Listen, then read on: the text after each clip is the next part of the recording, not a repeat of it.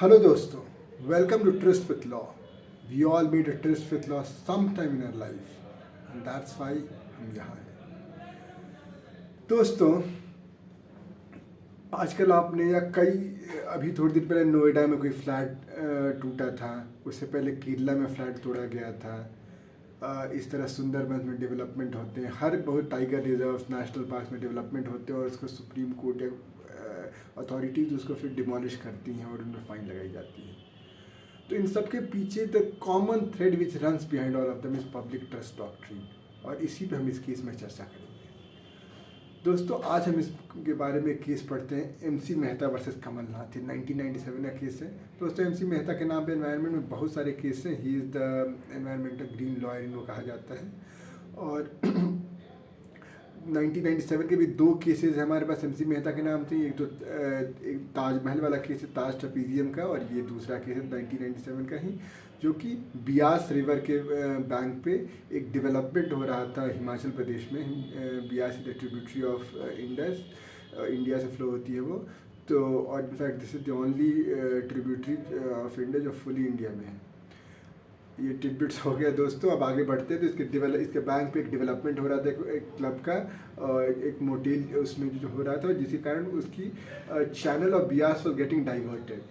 तो Indian express ने इसके बारे में एक न्यूज़ पीस निकाली और जिसका सुमोटो कॉग्निजेंस लिया कोर्ट ने, क्योंकि अगर जो इंडियन एक्सप्रेस में जो बात रिपोर्टेड थी अगर वो सच होती तो इससे इरिवर्सिबल एनवायरमेंटल डैमेज हो जाता। तो कोर्ट ने इसको कॉग्निजेंस में लिया। इसमें कोर्ट ने, जैसे हरीश साल्वे जी जो मोटेल के बिहाफ पे थे, उन्होंने ये कहा कि नहीं, इसमें लीज गवर्नमेंट ने दे रखी है, गवर्नमेंट इसको अपने बोर्ड सीपीसीबी के थ्रू एनवायरमेंटल इम्पैक्ट असेसमेंट ये सब चीज़ें हो चुकी हैं, ऑब्जर्व कर रही हैं। बट यहाँ कोर्ट ने जब डॉक्यूमेंट्स पढ़े तो उनको लगा कि जो ये कह रही जो उसने डेवलपमेंट किया था, it did even before the lease was granted and it was in flagrant violation of the जो भी इन अथॉरिटीज़ की गाइडलाइंस थी। तो दिस इज़ वन रीज़न कि को एडमिनिस्ट्रेशन लॉ में या इन जनरल भी रीजन ऑर्डर लिखने को दिया जाता है, क्योंकि इससे अगर कभी कुछ गलती हुई तो कोर्ट या कोई और superior authority when it is going through it उसके लिए एक बेस्ट एविडेंस का एक काम करेगा। इसीलिए फाइल नोटिंग वगैरह भी सिविल सर्विस में डाले जाते हैं।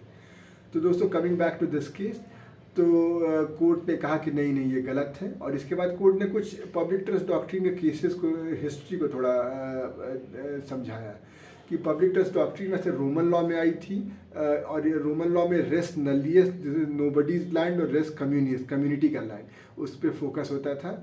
और वो कहा जाता था कि there are some things like waterways, forest, tide lands, ये सब these are common heritage of mankind, और ये किसी को प्राइवेट ओनरशिप में नहीं जाएंगे। तो जो स्टेट होती है ये इनको ओन नहीं करती, it only owns them as a trustee of the people. English common law में अगर हम आएंगे तो वहाँ पे तो sovereign could own them but only it had limited rights. वो उनको प्राइवेट पर्पस के लिए किसी को नहीं दे सकती थी, अगर वो सिर्फ उनसे पब्लिक इंटरेस्ट कॉमन हेरिटेज का ही काम हो सकता था। और दोस्तों, अगर हम इसके बाद में अगर हम केसेस पे आए कहाँ ये रिकग्नाइज हुआ in the black letter of law, तो एक इलिनॉय का केस है, Illinois Central Railroad Company versus people of Illinois. इसमें दोस्तों हुआ ये था कि लेजिस्लेचर ने पहले कुछ लेक मिशिगन के बगल की ज़मीन दी थी सेंट्रल रेलरोड कंपनी को, और बाद में उसने ये ले ली वापस। तो रेलरोड कंपनी ने सू किया, तो इस पर कोर्ट ने कहा कि नहीं वो दे भी दी, फिर भी हम नहीं मानेंगे, क्योंकि ये जो वाटरवेज के बगल की जो ज़मीन है, या जो ये सब पब्लिक पर्पस के लिए हमेशा एक्सेसिबल होनी चाहिए। जैसे वाटरवेज, फिशिंग, नेविगेशन, इन चीज़ों के लिए होनी चाहिए। ये आपको ये नहीं मिल सकता है। अब इन सब चीज़ों में तो कहना आसान है, क्योंकि it is only the dilemma is between commercial purpose versus public purpose. लेकिन कभी कभार ऐसा भी हो सकता है कि जिस चीज़ की ज़मीन दी गई हो that has a public question. जैसे एक और मैसाचुसेट्स कोर्ट का केस है, Sanco versus department of public works. तो उसमें एक लेक की ज़मीन दी गई थी कि उसको आप फिल करके वो पब्लिक वर्क्स में आता था, लेकिन कोर्ट ने क्लेम किया था डिपार्टमेंट ऑफ पब्लिक वर्क्स में, लेकिन कोर्ट ने बोला कि नहीं आपको ये करने का अथॉरिटी नहीं है, ये कोई पब्लिक वर्क में नहीं आता है, इनफैक्ट आपको उल्टा होना चाहिए, वेटलैंड क्रिएट करने चाहिए। तो दोस्तों, इससे एक और बात पता चलती है, this is not just of Indian court but in general भी कोर्ट सोच लेता है डिसीजन कि हाँ ये होना चाहिए, और उसको फिर वो जस्टिफाई करता है। तो इसमें कोर्ट को लगा कि ये गलत है और उसको उसने जस्टिफाई किया कि this you are going beyond your power, आपका काम पब्लिक वर्क है, जब ये काम नहीं है जो आप कर रहे हैं। इसी तरह यूएस में एक मोनोलो केस आया था कैलिफोर्निया सुप्रीम कोर्ट का। तो मोनोलो की वहाँ पे एक सलाइन लेक थी, ऑल्दो उसमें कोई फिश नहीं थी, because it was so saline yet. तो ये इंस्ट्रूमेंटल वैल्यू हम देखते हैं किसी इकोसिस्टम का कि उसमें लिविंग बीइंग है या नहीं, जबकि कोर्ट ने वहाँ पे उसकी इकोलॉजिकल वैल्यू के लिए, उसकी बाकी सब एस्थेटिक वैल्यू के लिए उसको बोला कि नहीं ये पब्लिक ट्रस्ट का पार्ट है, और पब्लिक ट्रस्ट को आप किसी कमर्शियल पर्पज़ के लिए नहीं यूज़ कर सकते हैं। तो एक प्रोफेसर सैक्स आते हैं, एक एनवायरमेंटल ऑथर या रिसर्चर हैं, तो उन्होंने कहा कि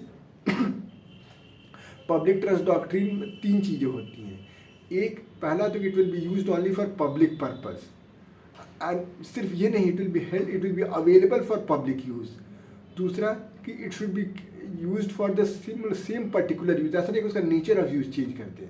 और तीसरा, इसमें एक और बात आती है कि the property may not be sold even for a profit, तो उसका कमर्शियल पर्पज़ के लिए, even for a fair value भी नहीं सेल हो सकता, हमेशा it should be available always for ever for common heritage. India में इस डॉक्ट्रिन को, इंडिया भी हम लोग इंग्लिश कॉमन लॉ फॉलो करते हैं, और हमने इसको डॉक्ट्रिन को अडॉप्ट किया वेल्लोर सिटीजन फोरम में, और इसके अलावा Indian centre of enviro legal action में भी इसको रिकग्नाइज किया गया। और इन दोनों केसेस में polluter page, in fact Vellore citizen forum में पॉल्यूटर पेज प्रिंसिपल और प्रिकॉशनरी प्रिंसिपल को कोर्ट ने समझाया। पॉल्यूटर पेज प्रिंसिपल वही होता है कि जो पॉल्यूशन करेगा उसी को पे करना पड़ेगा फाइन या उसके जो डैमेजेस उसको रिस्टोर करने के लिए। और प्रिकॉशनरी प्रिंसिपल ये होता है कि कुछ चीज़ों के कॉन्सिक्वेंसेज इतने ख़राब हो सकते हैं कि इरिवर्सिबल डैमेज हो जाएगा, तो we should be cautious for their use. ये this is one of the major arguments against GM genetically modified seeds, क्योंकि उनके कॉन्सिक्वेंसेज हमें मालूम नहीं है क्या होंगे और बहुत गड़बड़ हो सकता है। तो ये एक उसमें ये थ्रेड बार बार यूज़ होता है, ये argument. Coming back to this case, तो बेस्ड ऑन दिस कोर्ट ने पहले तो मोटेल को बोला कि आप फ्लेग्रेंट वायलेशन में काम कर रहे हो, तो पहली बात तो कि आप ये सब बंद करो, जितना हो गया एक बाउंड्री वॉल बनाओ अपने ही लैंड पे, अपने लैंड के बियॉन्ड नहीं जाओगे। उसके बाद जो एफ्लुएंट्स जा रहे हैं वो ट्रीटेड एफ्लुएंट्स होने चाहिए रिवर में। और फिर उसने Himachal Pradesh pollution control board को बोला कि इसके मतलब ऑब्जर्व करते रहो कि वायलेशन ना हो इसका। और कोर्ट ने एक और बात इससे पहले बोली कि court is conscious of the fact कि यहाँ पे कुछ कॉमन हेरिटेज ऑफ मैनकाइंड है और कुछ नीड्स ऑफ डेवलपिंग सोसाइटी है, और दोनों के बीच में बैलेंस फाइंड करना होगा। लेकिन बैलेंस फाइंड करने का काम लेजिस्लेचर का है, ना कि कोर्ट का और न ही एग्जीक्यूटिव का। और अगर लेजिस्लेचर कुछ बनाई है तो कोर्ट उसको इंटरप्रेट करेगा, उसका जुडिशियल रिव्यू करेगा, और जब तक नहीं बनाई है तब तक एग्जीक्यूटिव पब्लिक ट्रस्ट डॉक्ट्रिन के तहत फॉलो करना पड़ेगा, उसको वायलेट नहीं कर सकता है। तो दोस्तों, आपको हो सकता है, आई होप ये केस आपको समझ में आया होगा, और आप मिलते हैं एक नए वीडियो में एक नए केस के साथ। Let's continue with the twist with law. Bye bye.